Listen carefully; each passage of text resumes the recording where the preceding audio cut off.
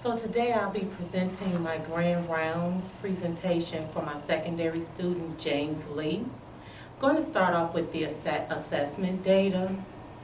And what I did differently this time, I don't know if I was supposed to do it or not, I included the reading interest inventory that I chose for James, as well as the attitude motivation inventory. And I chose these particular, well, for the reading interest inventory, I chose the Index of Reading Awareness Survey. I just liked the way it was set up. It gave me a chance to look at James in terms of how he evaluates his reading, the planning of it, the regulation, and the conditional knowledge that he has in regards to how he reads. And so I gathered a lot of information from that. That was very interesting. I also gave him the motivations for reading questionnaire, and because I'm his English teacher currently, I know that there are motivation issues involved when James has to read in class, so even at home too, because he comes to class and he hasn't read. So this particular survey allowed me an opportunity to gather data that would provide an overall perception of what does and does not motivate James as a reader. I also gave him the basic reading inventory, and James was given this assessment in the areas of vocabulary, fluency, comprehension, and writing. I began at the 6th grade level as I was not able to depend on his STAR scores from last quarter because he did not take that particular assessment seriously. So it was showing that he was reading at the 3rd grade level, and I just did not agree with that, especially because he's a sophomore in high school. So I just decided to work or start off at the 6th grade level, and if I needed to make adjustments, then I would throughout the process of the actual assessments. James is a struggling speller. I find it difficult sometimes to even read his work. And so I gave him the Words Their Way assessment. I actually found an assessment for Words Their Way that ranged from 3rd to 6th grade. So I gave him that assessment, and it just provided me information about James' ability to recognize prefixes and suffixes and blends and digraphs and short vowel sounds and the doubling of consonants. So I was able to gather that information, and oh my God, I learned so much from that. But I'll get into that when I go into his strengths and his challenges. I also gave him the independent reading level assessment. I actually gave him that assessment at the PU level, which is right at the 6th grade level. And I like that assessment simply because it gives you more ideas for differing types of questions to ask students at various levels, and it connects or correlates with the learning, the CCSS learning standards. So so I was able to use that information, or I was able to basically dig a little bit deeper in regards to how James is able to answer questions in terms of plot sequence, analyzing, supporting ideas, things like that. So his current levels of performance. The Words Their Way pretty much show me that James' struggles really begin with spelling at the 3rd grade level and above. He scored a 1 out of 4 when it came to actually spelling words where he had to double the consonants at the end because of the ending that was added. Suffixes, he scored a 0 out of 15. And vowel sounds in the middle of words that he's unfamiliar with, like he doesn't understand the combination of the O and the A together, and things like that, and how it'll make the long O sound, and a lot of the times he'll put an E at the end because that's a basic long vowel combination. So he really struggles that way. The BRI assessment for the fluency, he really, he's constantly like substituting letters or words. He's constantly substituting words. He's inserting words, he's omitting words, he's switching words around, he has to go back and repeat. And but he's good at self-correction. When he catches himself, he does really well in that regard. For the vocabulary, he met his frustration level at the 6th grade, which is what I predicted. He's at the instructional / frustration level at the 5th grade level, and then the BRI comprehension assessment, grade 6, he's at the instructional level. Grade 7 rather, he's at instructional / frustration level, and most of his issues there are just with like making inferences. He can answer fact questions, but he just really struggled with making inferences and evaluating what he's reading.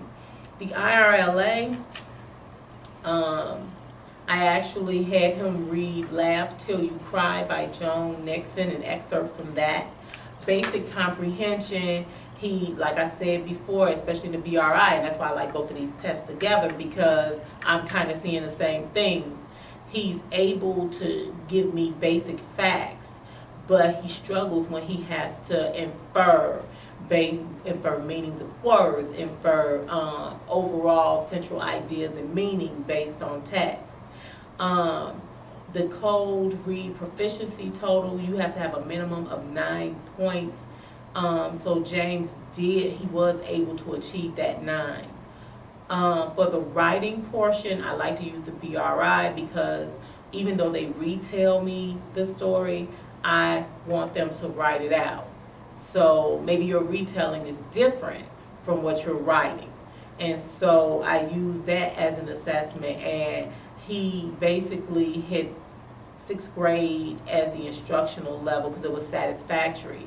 He was able to recall key ideas, but he wasn't able to give me the overall sense of the text, like what's the purpose of this reading. James's strengths. Well, James does read outside of class per his motivation survey. He loves fantasy novels. He loves reading graphic novels. He admits that the material must be interesting to him before he will take the time to actually read it. James is able to give a general sequence of events that take place in a story. His basic knowledge of word structure allows him to piece together many of the important ideas that appear in a story. His challenges, I really felt bad like writing out the strengths because he really struggles in a lot of areas, and so the challenges portion is like a lot longer. So James' fluency is often interrupted because he's constantly trying to decode unfamiliar words, and it's difficult for him to pronounce most words that are 3 or more syllables unless they're known sight words to him. He tends to insert words as he's reading or leave off the ending of words. When asked questions that require him to evaluate or make inferences in regards to what he's reading, he will struggle. From time to time, he will make connections, which forces me to believe that he's aware of strategies that he can use even when he's reading something that is complicated for him. But I haven't seen him use any particular strategy consistently. When James comes across a word that he's unfamiliar with, sometimes he'll just guess instead of actually looking at the word and dissecting it. He'll just guess, and the guess will be completely like off base. He doesn't look for the base or the root of the word, and if there is a certain blend combination that he's unfamiliar with, there's no way for him to actually figure it out. Sometimes with his writing, it's just not coherent because there's so many spelling errors. When he's working with main ideas, he but he'll become frustrated And he'll have a difficult time, especially when he has a difficult time trying to express what it is that he's trying to say. So interventions and services. Well, as a plan of action, what I would like to try to do with James, especially in the beginning, is work on word structure. This will require knowledge of prefixes and suffixes. I would also like to practice the use of context clues to infer the definition of unfamiliar words.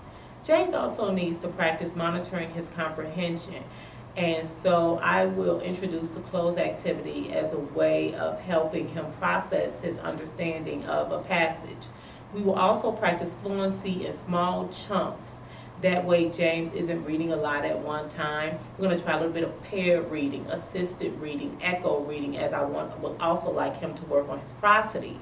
I can tell that giving James too much to read at once will not work to his benefit, because he will not be able to keep up with the amount of information that he will receive. So the chunking will help, because we're going to practice annotating, constantly questioning what he's reading so that he's able to retain a lot more of it. I plan to also use the gist as a consistent part of our sessions. It's a structured way of allowing James to summarize what he's read and focus on writing out the key facts instead of ideas that are not necessary for the summary. Lastly, I know from his motivation survey that he responds better to reading when he feels that he has a connection to what he's reading. So I feel like at the beginning of each session, after we finish the word structure activity, that we'll engage in pre-reading activities that allow me an opportunity to choose a central idea or focus from the reading and somehow help James connect to it personally so that we're able to work on that. So I have like two concerns right now. James really struggles with spelling, and I don't want him to become disengaged because he's unable to spell as he should. So I'm just wondering if there should be a focus on spelling outside of any direct instruction that is given. I struggle with the spelling interventions because I don't have a lot of those strategies in my repertoire, and it's something that I definitely need to work on. But you know, any ideas that anyone has, I greatly appreciate. I also feel like the sessions are going to be short, and we only have 4 sessions, and I feel like that at one point it's just not going to be enough time. So I'm kind of thinking about going over like the time allotted so that I'm able to give him the support that he needs.